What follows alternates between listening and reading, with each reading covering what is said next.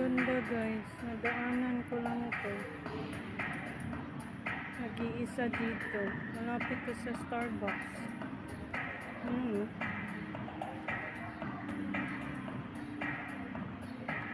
Cute.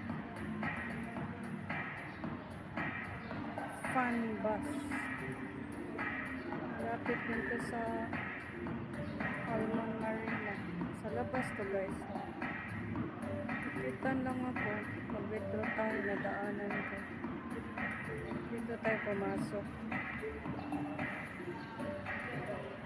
Kasi malapit lang sa tinirahan namin doon. So ngayon, ikot tayo. Doon tayo mag-withdraw. Tapos nadaanan ko nga siya. Na-remember ko yung nandun kami sa lugar ng aking asawa. Ganito yung style. Ang sasakyan doon.